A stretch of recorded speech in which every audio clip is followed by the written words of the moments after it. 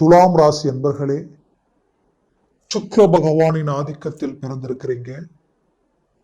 இன்னைக்கு வரைக்கும் சுயநலமா யோசிக்கல, தெய்வ சிந்தனையோட வாழக்கூடிய உங்களுடைய வாழ்க்கையில அன்பும் பாசமும் நம்பிக்கையும் யார் மேல வைக்கிறீங்களோ அது என்னவோ உங்களுக்கு சோதனையே அந்த இடத்துலதான் உருவாகுது.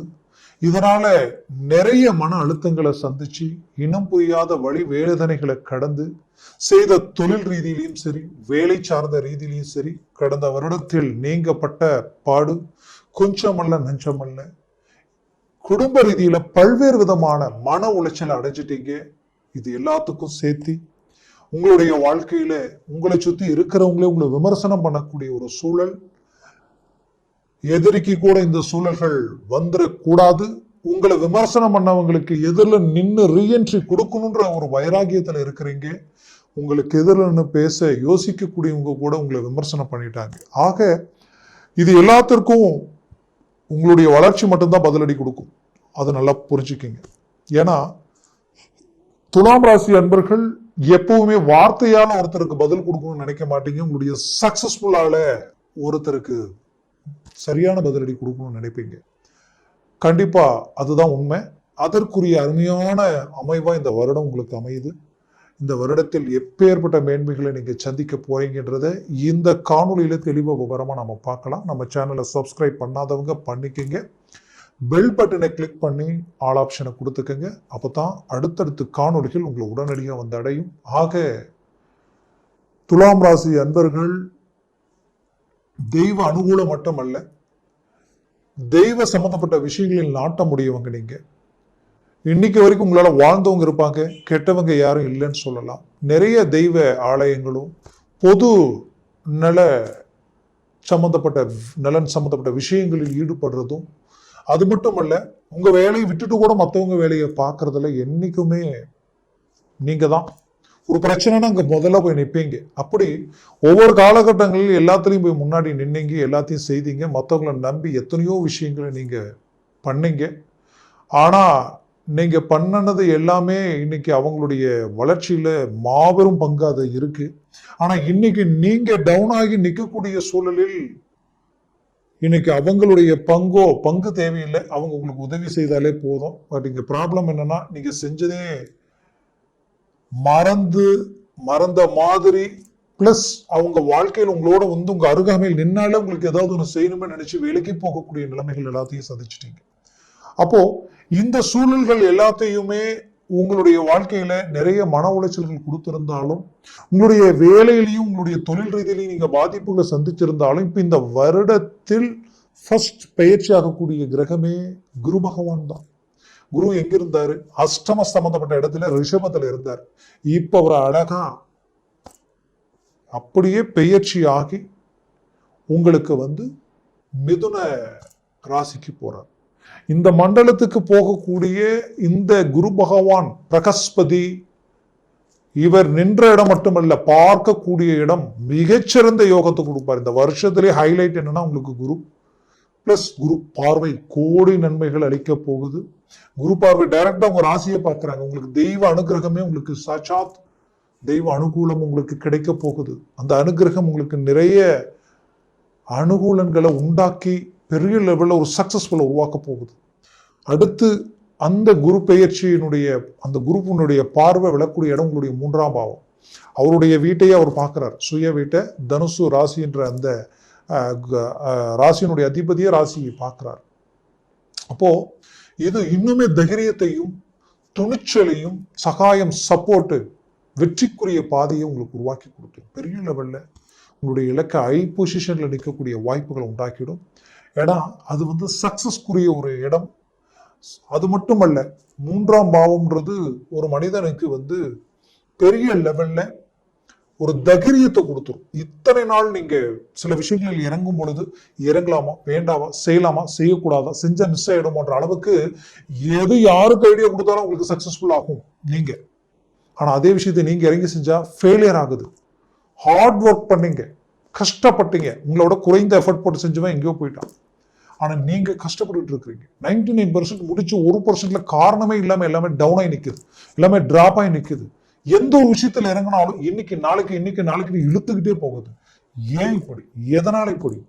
அப்படின்ற அளவுக்கெல்லாம் சில குழப்பங்களை கடந்து வந்தீங்க. அந்த குழப்பங்களுக்கு தீர்வு இந்த குரு பார்வை 3ஆம் வீட்டுல விழுறதுனால இந்த வருடம் முழுவதும் இந்த குரு அதே இடத்துல தான் இருக்க போறார். அந்த இடத்துல சக்சஸ்ஃபுல்ன்றது ஒரு அருமையான ஒரு அமைப்பு உருவாக்க போகுது. இதுல குரு பார்வை அடுத்தது விழக்கூடிய இடத்தை பாருங்க.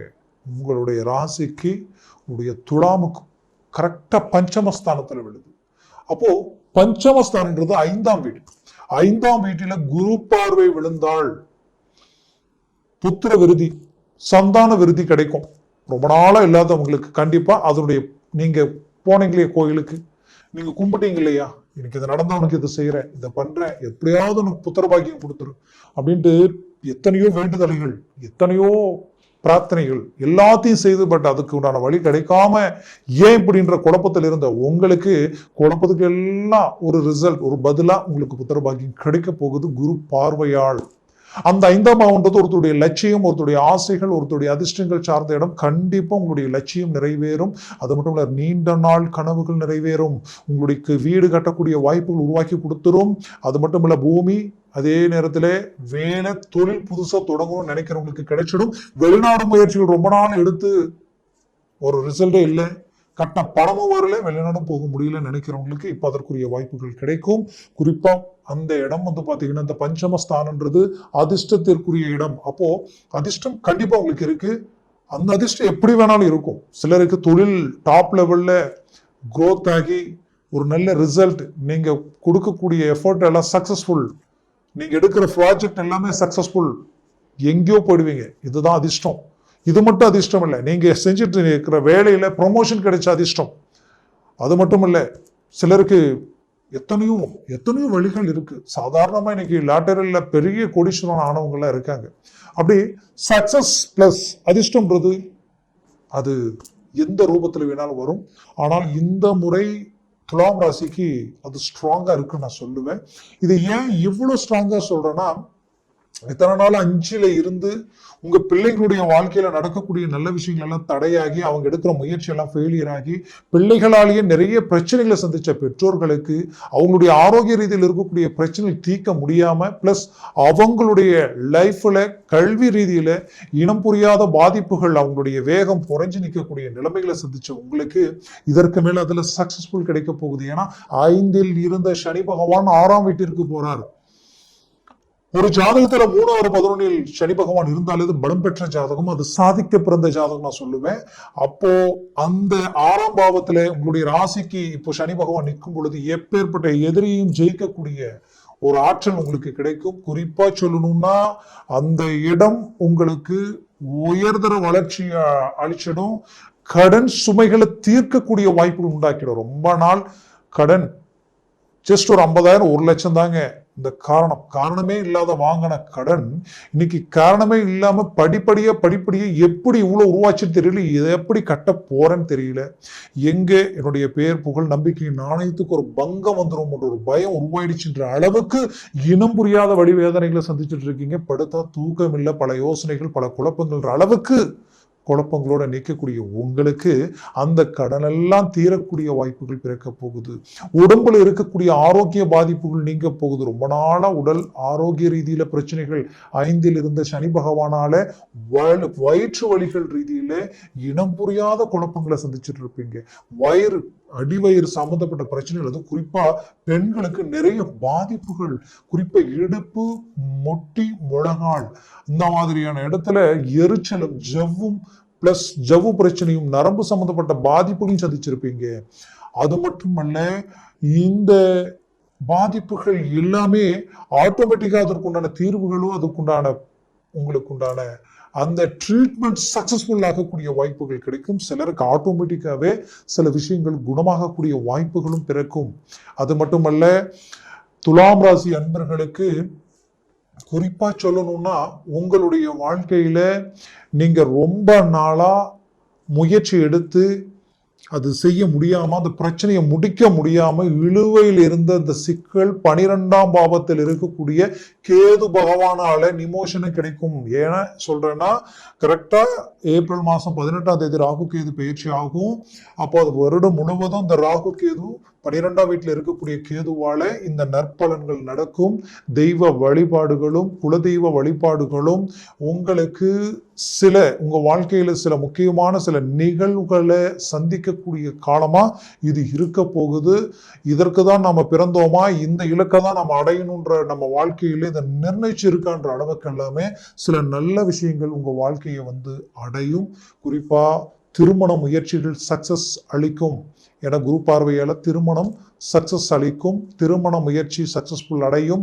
கடந்த காலகட்டங்களில் நீங்க பார்த்து முடிவெடுத்து இதுதான் பொண்ணு இதுதான் மாப்பிள்ளைன்ற அளவுக்கு திருமணம் மனமாட வரைக்குமே எல்லாமே முடிவெடுத்து கடைசி நேரத்துல எல்லாமே டிஸ்டர்ப் ஆகி எல்லாம் ப்ராப்ளம் ஆகி ரிஜெக்ட் ஆகி இதனால அவமானங்களை சந்திக்கக்கூடிய நிலைக்கு ஆளாகி இன்னைக்கு எதுவுமே வேண்டான்ற அளவுக்கு வெறுத்து போய் நின்ன உங்களுக்கு அருமையான லைஃப் உங்களை விட்டு போனவங்க உங்களுக்கு மீண்டும் கிடைக்கக்கூடிய ஒரு அருமையான வாய்ப்புகளும் மீண்டும் ரீஎன்ட்ரி கொடுக்கக்கூடிய தருணமா இது இருக்க போகுது.